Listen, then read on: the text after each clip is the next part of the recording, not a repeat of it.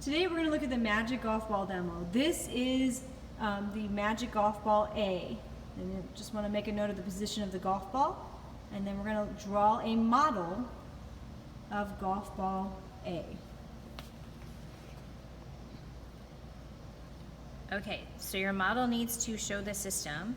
So our system here has a 2-liter beaker. You want to make sure that when you draw your models that you're labeling. So we decided this was A. You can clearly see that there is a solution in the container. So that line represents the level of solution. Now, modeling, we want to show particles in chemistry. So in A, my golf ball is sitting at the bottom. So this is my golf ball. So we want to have a key also.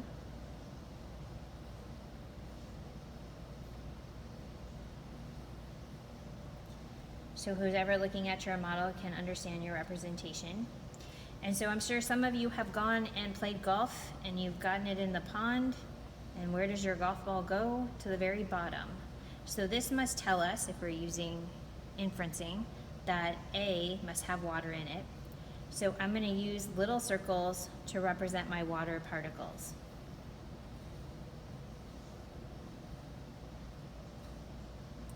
So we're going to draw a bunch of little water particles in our model here.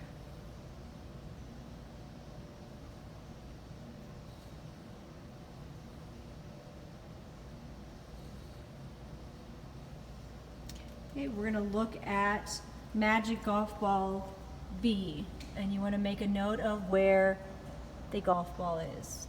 And we'll go and draw a model of Golf Ball B. All right, so again, we want our system.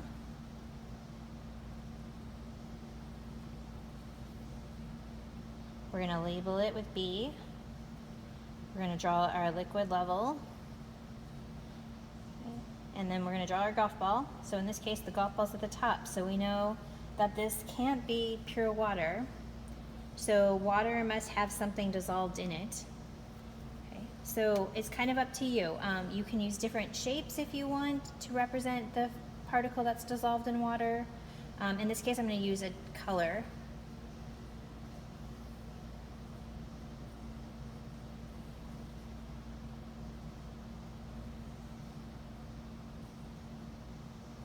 Okay. All right. So in my model, we're going to draw my water particles.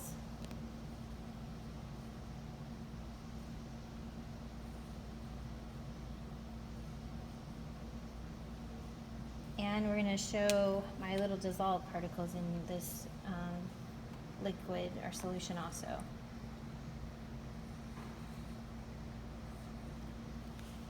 Okay, and then we're going to move to Magic Golf Ball C, and you want to make note of where the water or where the golf ball is.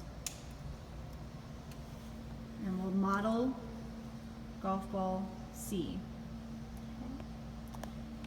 So here's my system, here's my liquid level, and in this case, my golf ball is sitting in the middle here.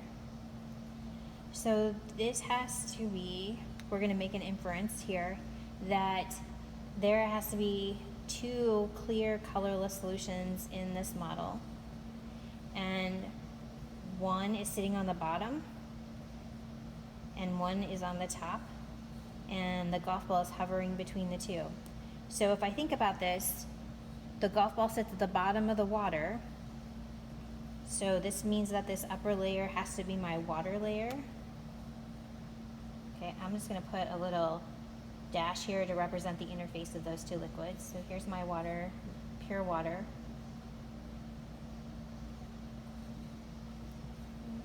And then in B, the golf ball was sitting at the top of my water with the dissolved particles. So here's my golf ball at the top of that water with my dissolved particles.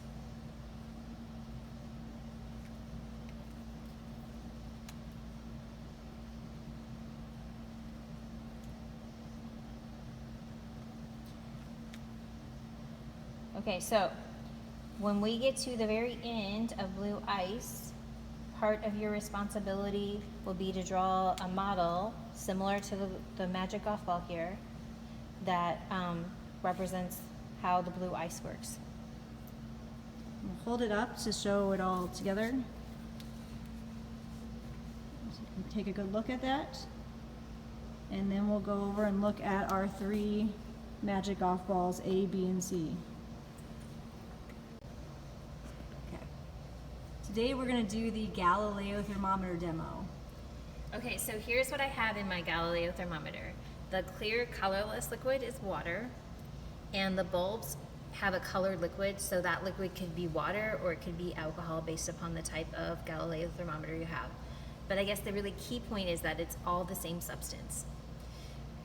So here's what happens. When this warms up, the volume inside the bulbs increases, and we know that when volume increases, the density is going to decrease.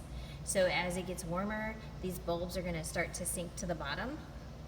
And so if we're looking at this bulb that's kind of hovering here is a temperature of tag of 72, and the one here at the top is 76.